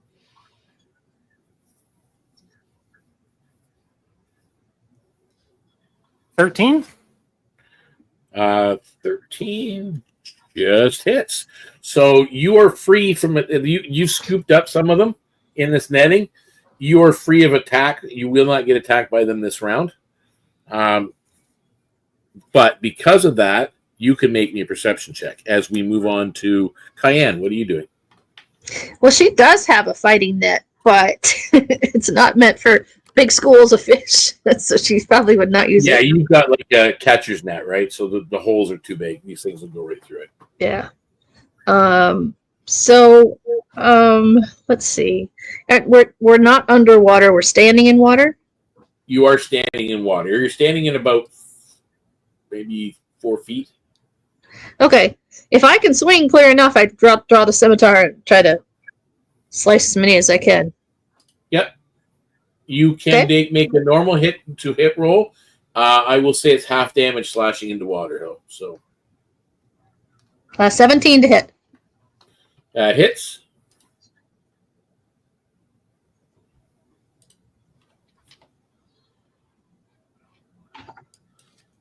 Nine slashing damage. 9 slashing damage. So you take out a couple of them. A couple. Oh no. Oh yeah. You take out a couple of them. Like 3. Bunch of them floating to the surface. Ren, what was that perception roll you made? Nat 20. Can't hear you. Nat 20. Nat 20. Nat 20? Yep. You've scooped up the fish, so they're not bothering you, but something just moved under your feet. Under my feet? Under your feet. You thought you're standing on the silt bottom of the swampy area. Okie dokie. I'm gonna get the hell out of the water. Okay. So you're getting out of the water. So Ren's climbing out of the water that'll be on your turn. So Rin actually, you still had your movement. Oh. So you still had movement. So you are scrambling onto the skiff. That takes us to me. So Ren can't be attacked. Jorak, you're still fair game, and that is 15 to hit. It doesn't. Plug. Okay, so it misses you. Daksha, Yes. that misses you.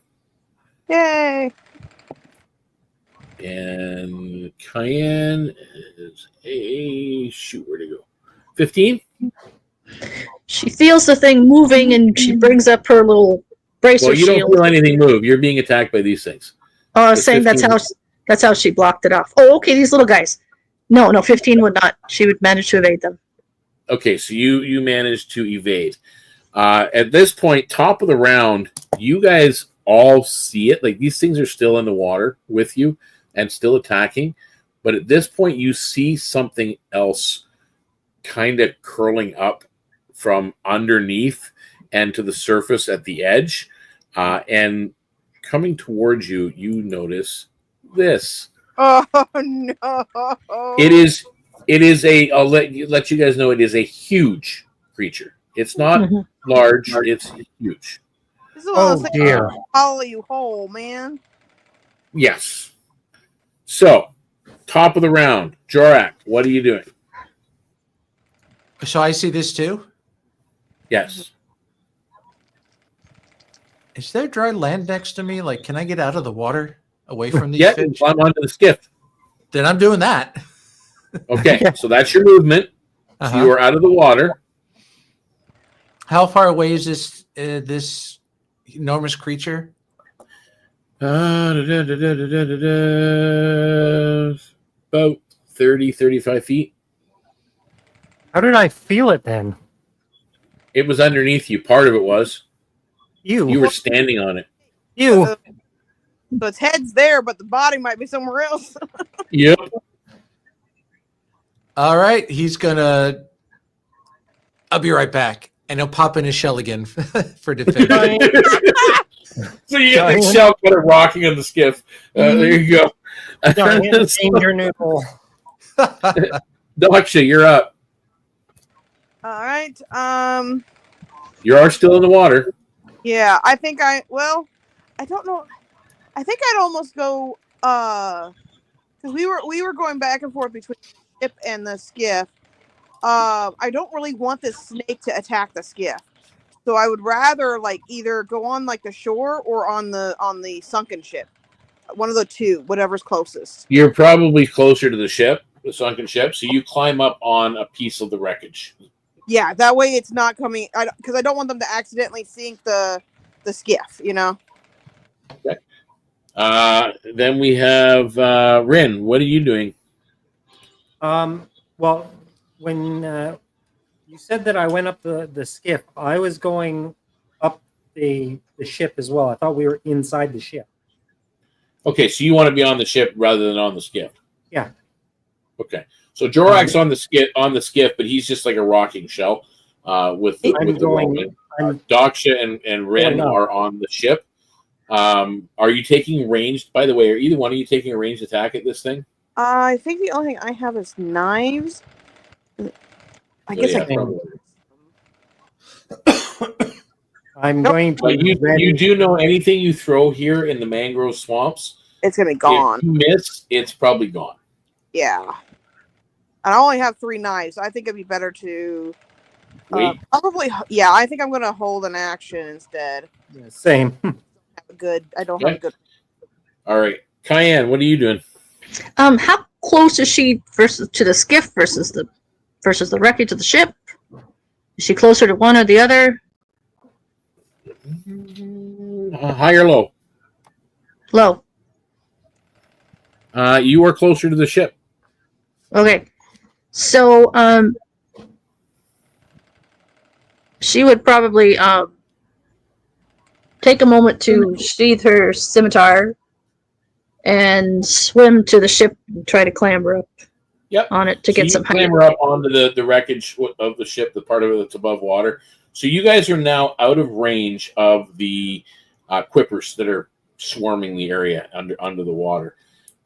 You do, though, notice at this point this massive sea serpent is headed, and let's see where it heads to. It's heading towards the ship. It is literally coiling up and around from the other side. And you see, as you're on the wreckage and you're watching this thing and it goes under the water, and next thing you know, its head is on the other side of the deck as it's coming up onto the deck towards you guys, looking either to make a bite or perhaps worse. You're not sure. So did we clear everything out of already? You've got the cargo lashed onto the skip.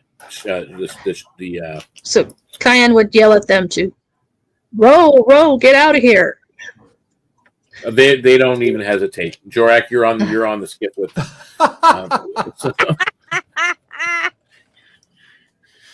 So with that, let me figure out who it's going to go for.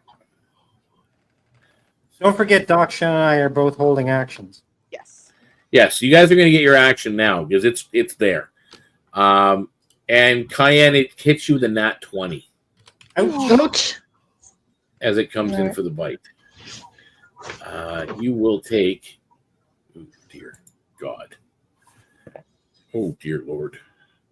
20 points of piercing damage. Mm. As it bites you. Are we going to have so your held actions. Cut her Go out ahead. I'm not done. You see the snake come in and just collide with her in the middle of her chest, even though she thought she was getting out of the way on the ship. And you see her collapse down to the ship's deck. Okay, unconscious. So Cayenne is unconscious, half of her in water or wet on the decking, and collapsed as this thing has bit her. So Daksha and Rin, what are your held actions doing before we go back into our initiative?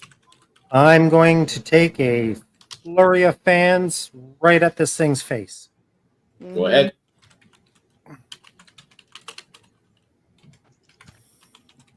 I can never remember. Okay. 17. Hits. By the way, Cayenne, as it takes you down and as you got up close and personal with it, as it's coming at you with this massive fangs and coming in,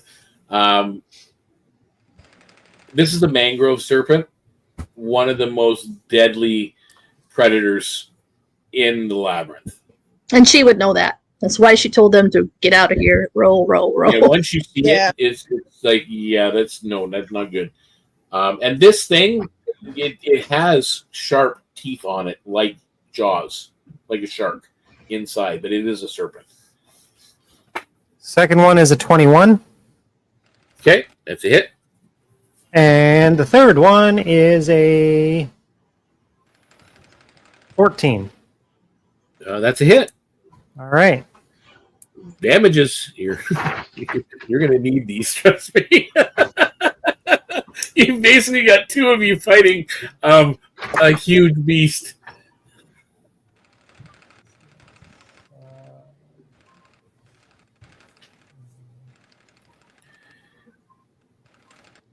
$10 points.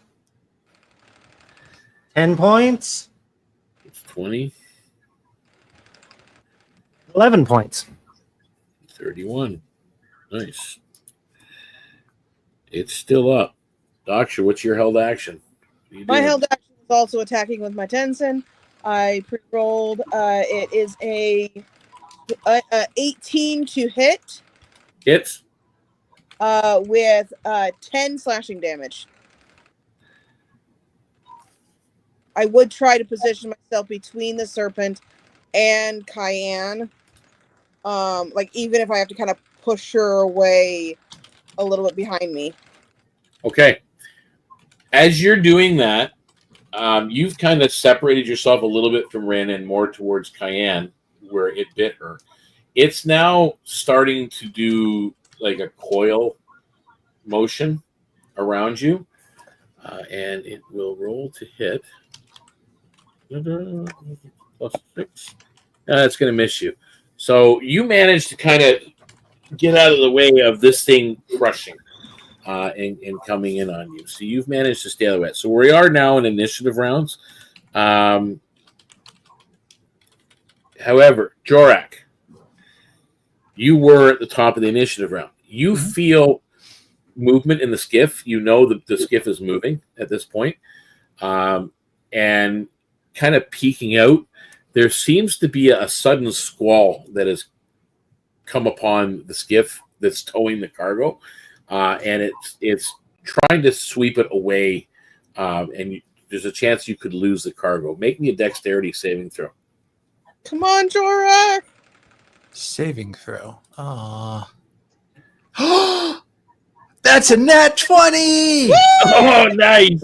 So you manage at the very last moment to pull this cargo netting, and like you're hauling onto this. The skiff's and they're trying to row the best they can, fighting against the squall, and you're pulling with all your might, and you manage to salvage that cargo that was on the cutter to safety. However, you do know now that you are probably about 3 rounds away from your comrades. You see them on the deck of the ship, in the behind you, as you guys as the skiff is now making its way back towards the Reaver, and you see 2 individuals still standing on the deck fighting this huge serpent that's there. How far away would the ship be from me? It's about 90 feet at this point. By the way, just for funsies, just like a haha. Too bad he doesn't have gamma flight since he can tuck into a shell. If anyone knows. So, are you doing anything other than saving the cargo, Jorak?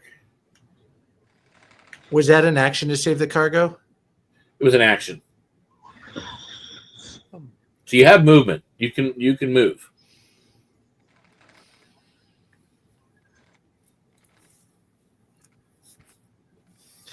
Yeah, is that swarm of fish in the water currently? They're still back there somewhere. They're not right where the skiff is now. All right. He'll jump in the water and start a swim Okay. to his friends, and that is 35 feet swim feet. So you're 35. Okay. So you're fine. You're moving along. Next up is Doksha. Okay. Honestly, okay. I know it's focusing on me, but I want to get her up. I'm gonna use my action to use a potion on Cayenne. Okay. And that's Roll the dice. yeah, I think that's 2d4, right? Yep. And so hard. So I hard have to written down pick up. 2d4 plus 2, but I don't know where I got that. Yeah, I think it's 2d4 plus 2. Yeah. I think. Hey, I rolled good. That is 9 healing. Thank Okay, you. So you're at 9, Cayenne. However, the 1 exhaustion from dying remains. Yeah. And because you are at level 1 exhaustion, you have -2 to all your rolls. But at least you're not Okay. dying. Yeah. That's right. And then again, Okay, so that was Doksha's action. Rin, you're up. She's gonna go for another flurry of fans on him. Okay. I figured it'd be better for me to do it than you because you 1, more than I can. 21, 13, and 24. They all hit. Nice. This thing is so huge, it's got a 12 armor class. Oh, It's not hard to hit. It's right there. 11 points. 7 points. It stops moving on Oh, your second hit. And another 9 points. I cut its freaking head off. Well, I'm going to take a little bit more than that, but it's huge. But you're hacking at it. And this thing is no longer moving. There's blood churning the waters. These quippers that are in the water are now swarming its tail end as it's starting to kind of slip off the decking of the ship back into the water with its carcass as it's there. And these quippers are going after it like crazy. So, Jorak, you managed to get back to the ship where these guys are. They're wounded. They're injured, but there's nothing left to attack. Through with the cat. So you guys do safely get back to the skiff. And with the last crate stowed and the skiff pushing free of the inlet, the cutter's hulk drifts in the distance behind, a hollow shell now. The mangrove tunnel seems quieter now, but the sense of being watched lingers for a little bit, but then it's gone. It fades. And open water swells beneath you once more. And we are... I keep the head. Oh, you bringing the head with us? Yes. proof of death, at least, right? She tries No, anyway. It's I not don't- very good cut off, but you do have like jaws. I You got think the the jaw. head is bigger than the whole skiff. I know, right? If I wasn't worried about like the little fish and stuff, and also how heavy it would be to haul it, I'd be tempted to try and haul the thing because of how much meat stuff you could possibly get from that. But there's just no way. Well, can't we just grab the gator and just kind of bring it along with us? That's You could something. probably put it up on the towed cargo stuff you have all bound Yeah. in that. Yeah. It's a gut, like it's a mess. Rin's not skilled at that kind of thing, but the head is cut off. You can probably salvage the fangs of the thing or whatever, and the teeth, that kind of thing. But as you guys get out, the skiff bumps gently against the Scarlet Reaver's hull. Crew leaning over the rails to haul the cargo that you've salvaged and welcome you back aboard. The sea air feels fresher here beyond the mangroves, and the stink of brackish water giving way to salt and sun. Captain Vane stands at the quarterdeck rail, arms folded, eyes tracking each crate as it's hoisted from the skiff. When the last of it is on board, Garrick makes a swift tally. Cargo's in one piece. What's left of it anyway. Vane gives a single sharp nod.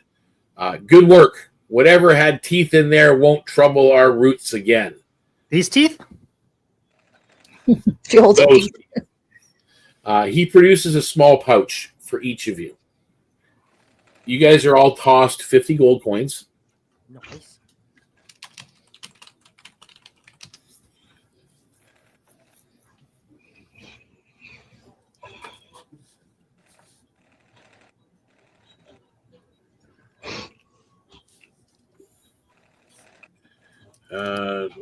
Two other.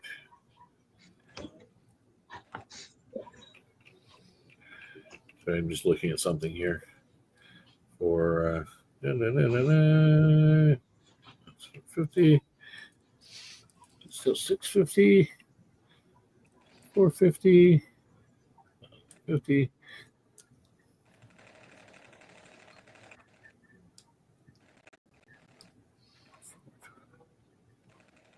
$350 experience points each.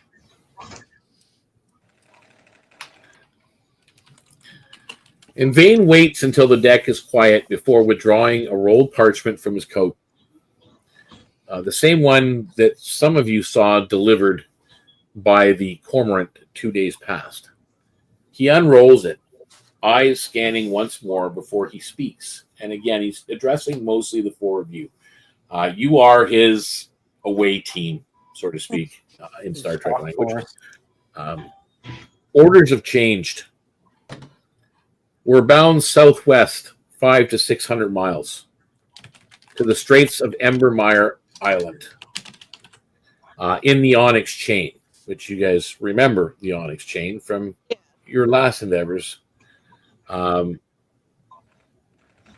pickup, not our usual waters. His gaze sweeps over the rest of the crew and then back to you. 2 ways to get there. We can take the short way through the Embermire Straits.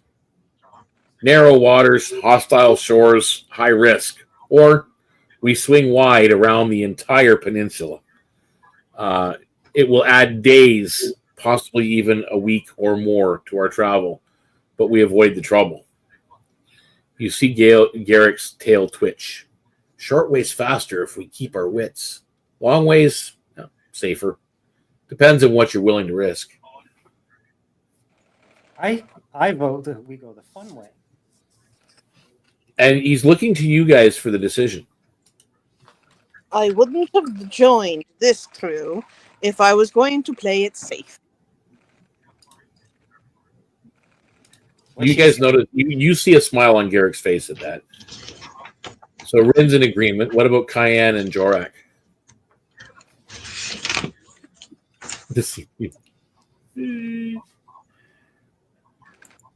Might as well get it done. So you're going to cut through. So Cayenne says, Grieva gave me eyes that sleep in the daylight and sing in the dark.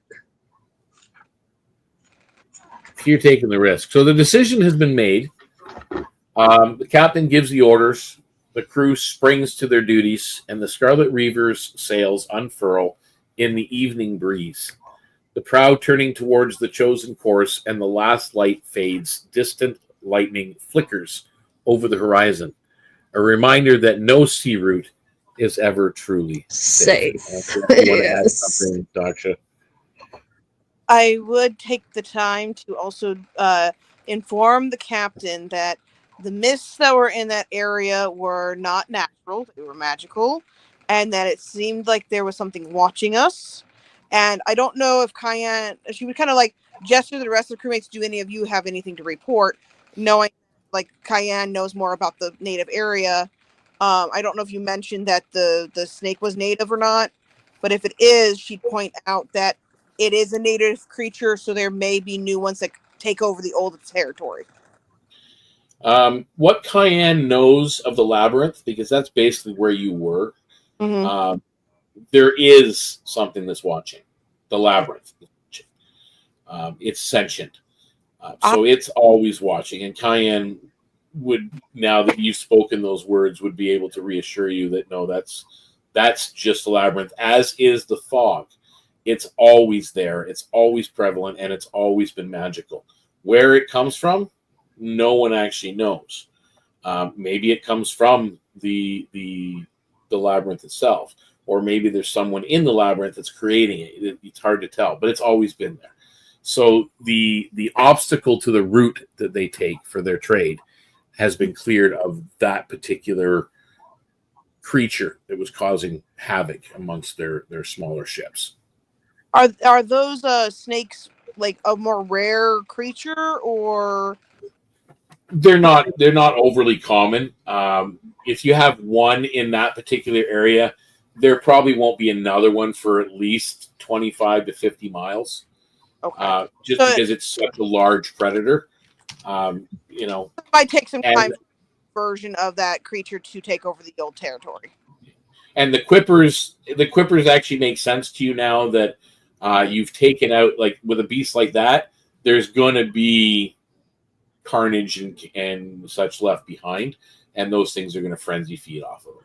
Yeah. So, Right. But with that, it is the end of episode 3 of the Southern Expanse. So again, thank you all for watching. We've had some steady viewership this episode. So again, thank you. The link to all of our socials has been scrolling all episode long. The link.bio/DeaconsTable. The very top link in there is our Discord server. You can join the Discord right now and become part of this growing and expanding world. Last season, we were in the Middlelands. The season before, we were in the Jade Forest. Season before that was Jade Forest as well. Season before that was so we move around, and we just lost Rin. Yeah, right. Right. So it moves around. Right now, we are in the Seahorse Isles, and particularly the roleplay in the Discord focuses on the town of Kelpwood, or as the locals call it, the Kelpwood Marsh. So if you join the Discord, you can roll up a character right now. We're rolling up 5th level characters to start with, and you can become part of the community. Just even if you just want to hang out with us and talk geek speak while we're there, come hang out. And if you want to actually join the play in the Discord, it's 24/7 roleplay that's available, and then we have weekly, one-shot opportunities. We're going to be moving into We've got this show that runs with the same crew every Thursday night at 7 p.m. Eastern Standard Time. Starting next Tuesday at 7 p.m. Eastern Standard Time is the very first mini adventures mini-series that will be 4 episodes long, so a month long, with the same 4 people in the party traveling along with that. And we'll see how that goes. And there's always going to be future opportunities for play. So I welcome you all. I thank you all for watching. And until next time, guys, may all your rolls be critical, not just a 20, but also the 1, because a 1 can be just as much fun. Bye for now, everybody, and we'll see you next episode. Bye.